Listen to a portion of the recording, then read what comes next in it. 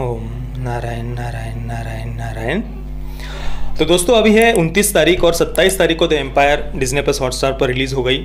इसके रिलीज से कई दिन पहले ही मैंने ऑलरेडी इस पर डिटेल में सारी बातें की हुई है। किस नॉवेल पर, किस उपन्यास पर ये सीरीज़ आधारित है, उस उपन्यास के बारे में लोगों के क्या विचार है, अमेज़ॉन पर जिन लोगों ने वो नॉवेल खरीदी हुई थी उन लोगों ने वहाँ कैसे रिव्यूज़ लिखे हुए हैं, वो भी आज के रिव्यूज़ नहीं, कम से कम आज से 5, 6, 7, 8 वर्ष पहले जिन लोगों ने उस नॉवेल को खरीदा था उनके क्या विचार है, वो सारे रिव्यूज़ वगैरह मैंने आप सबको पढ़कर बताया था। और उसी समय मैंने कहा था कि ये जो नॉवेल है वो मुगलों के महिमा मंडन पर आधारित है, जिन्होंने इस देश के करोड़ों करोड़ों लोगों की हत्या की, अनगिनत महिलाओं के, लाखों लाखों महिलाओं के जिन्होंने सामूहिक बलात्कार किए, लाखों लाखों मंदिरों को जिन्होंने तोड़ा, सांस्कृतिक धरोहरों को जिन्होंने तोड़ा, ऐसे मुगलों का महिमा मंडन करने वाली ये उपन्यास श्रृंखला है, नॉवेल सीरीज है। और उसी पर बॉलीवुड ने ये वेब सीरीज बनाई है द एम्पायर नाम से। हालांकि इसका पहले नाम मुगल्स था, पर बाद में पता नहीं द एम्पायर इन्होंने नाम चेंज कर दिया और 27 तारीख को इसे रिलीज कर दिया है। देखिए, मैं ऑलरेडी इस वेब सीरीज पर कम से कम 4 या 5 वीडियो शायद बना चुका हूँ। एक तो मैंने आपको बताया वो जिसमें मैंने इस नॉवेल के बारे में, इस पर लोगों के क्या विचार है वगैरह वगैरह पूरी डिटेल में मैंने बात की हुई है, वो एक वीडियो। उसके बाद एक लाइव वीडियो में मैंने इस पर बात की थी। इसके अलावा ऋतिक रोशन ने जब इसे प्रमोट किया था, इसके ट्रेलर को, तो उस पर भी मैंने लोगों ने कैसे रिएक्शन दिया था, लोगों ने क्या कमेंट्स किए थे ऋतिक रोशन की उस पोस्ट पर, उस पर मैंने एक वीडियो बनाया था।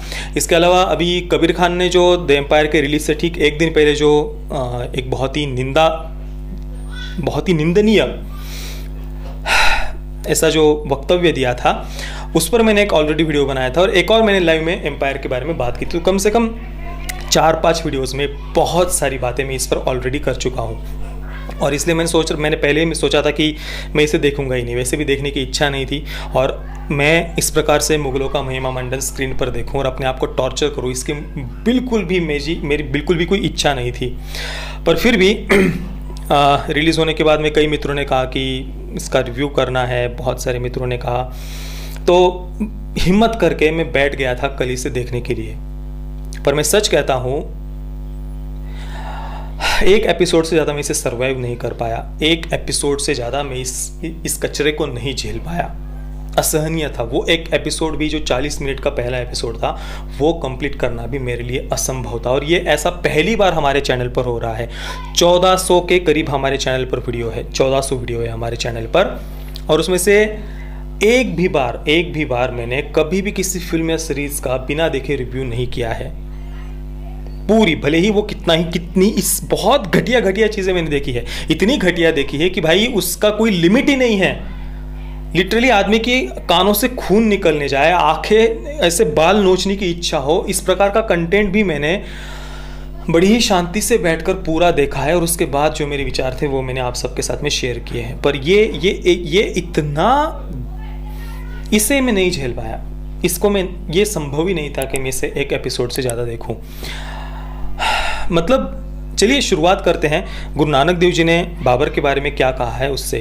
गुरु ग्रंथ साहिब जी ने, गुरु नानक देव जी ने बाबर बानी, ये 4 उसमें रचनाएं हैं गुरु नानक देव जी की, बाबर बानी नाम से, और उसमें गुरु नानक देव जी ने बाबर के अत्याचारों का वर्णन किया है, मुगलों के अत्याचारों का वर्णन किया है।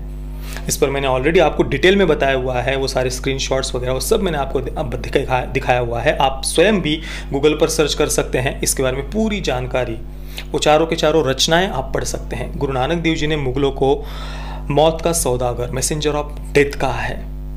यहाँ पर लाखों लोगों की उन्होंने कैसे हत्या की, कैसे यहाँ पर महिलाओं के बलात्कार उन्होंने किए, कैसे युवतियों के, महिलाओं के शील को, चरित्र को कैसे छिन्न भिन्न बाबर और बाबर की, मुगलों की क्रूर जो सेना थी, उन्होंने कैसे महिलाओं के साथ बलात्कार किए थे, नरसंहार किया था, ये पूरा वर्णन है। कैसे वो यहाँ की युवतियों को उठाकर उनका ज़बरदस्ती निकाह कर देते थे,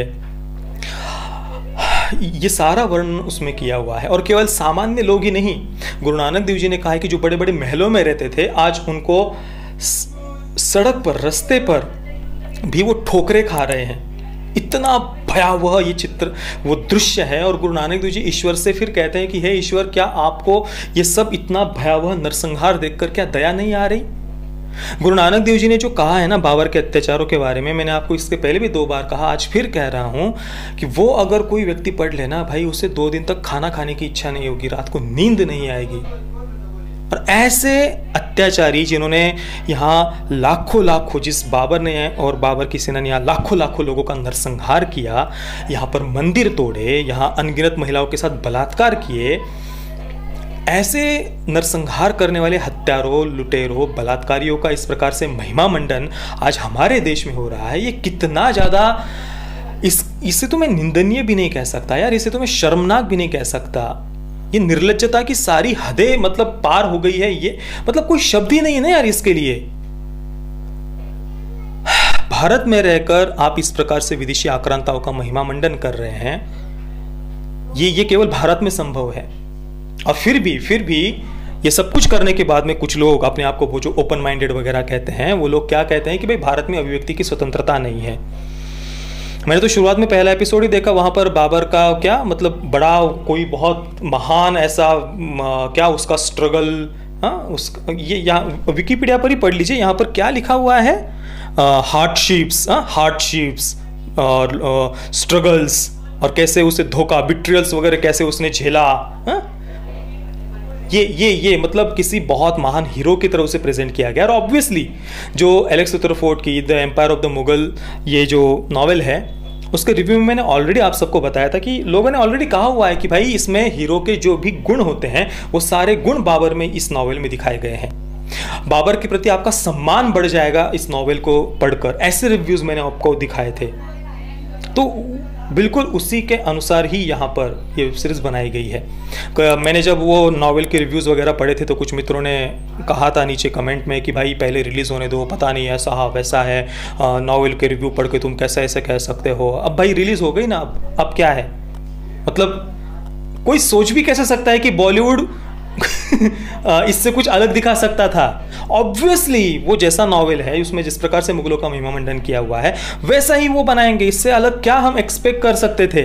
और दोस्तों मुझे तो सबसे बड़ा आश्चर्य इस बात का होता है कि इस प्रोजेक्ट के साथ में द एम्पायर, ये जो भी पूरा प्रोजेक्ट है, इसके साथ में जो लोग जुड़े हुए हैं, जिन्होंने इसमें काम किया हुआ है या किसी भी प्रकार से अपना योगदान दिया है इसे बनाने में, किसी भी प्रकार से, या इसको जो हॉटस्टार पर रिलीज किया गया है, जिनका इसमें हाथ है इसे रिलीज कराने में वगैरह, किसी भी प्रकार से जो व्यक्ति इस सीरीज, इस प्रोजेक्ट से जुड़ा हुआ है, क्या उन लोगों को रात को ढंग से नींद आती होगी?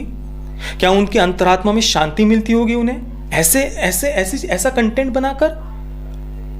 क्या मतलब भाई, मैं तो सोच भी नहीं सकता कोई मुझे करोड़ों रुपए भी सामने रख देना, ऐसी चीज में काम करूं मैं। मतलब कोई आपके अंदर कोई आत्मसम्मान, इस देश की, इस मातृभूमि के प्रति कोई प्रेम, जिन करोड़ों लोगों ने अपना बलिदान दिया इस देश की सभ्यता की रक्षा के लिए, मातृभूमि की रक्षा के लिए, उनके बलिदान का आप इस प्रकार से अपमान कर रहे हैं विदेशी आक्रांताओं का महिमा मंडन करके। क्या जो लोग भी इस प्रोजेक्ट के साथ में जुड़े हुए हैं, क्या उन्हें वो आत्म शांति, आत्मसंतोष मिलता होगा? उनकी अंतरात्मा क्या कहती होगी? क्या उन्हें रात को ढंग से नींद आती होगी? मुझे तो सच में आश्चर्य होता है इस बात का। और हम इसे ये कहकर इग्नोर नहीं कर सकते कि भाई बाबर हो या डाबर, हमें क्या लेने देना, हमें तो एंटरटेनमेंट से मतलब है, हमें तो कंटेंट से मतलब है। और ये कहकर बाबर हो या डाबर हमें कोई मतलब नहीं है, ये कहकर 3.5 स्टार देना 5 में से ऐसी वेब सीरीज को, ये क्या होता है? मतलब शुरुआत में रिव्यू मैंने देखा, एक आंटी जी का रिव्यू, शुरुआत में कहा कि भाई बाबर हो या डाबर हमें क्या लेने देना, और उन आंटी जी ने एंडिंग में 5 में से 3.5 स्टार दे दिए हैं।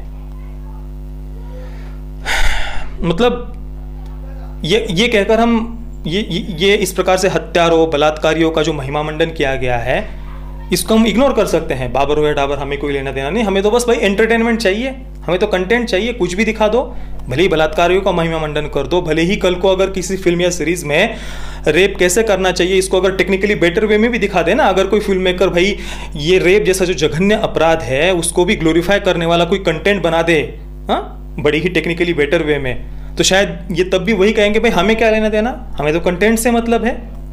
और ये भी तो वही है ना जिन्होंने अनगिनत महिलाओं के बलात्कार किए, यहाँ पर करोड़ों लोगों की, जिन मुगलों ने नरसंहार किया, मुगल ही नहीं, मुगल हो, डच हो, पुर्तगीज हो, तुर्की हो, अफगान हो, ब्रिटिश हो, जिन्होंने यहाँ पर करोड़ों लोगों का नरसंहार किया, यहाँ पर अनगिनत महिलाओं के साथ में सामूहिक बलात्कार किए, जो यहाँ पर महिलाओं को अपने हरम में उठा कर ले जाते थे और उन्हें एक भोग की वस्तु की तरफ उनका उपयोग करते थे, और उन नरक यातनाओं से बचने के लिए इस देश की देवियाँ जौहर कर लेती थी। उन नरक यातनाओं से बचने के लिए, अपने चरित्र और शील के और आत्मसम्मान की रक्षा के लिए।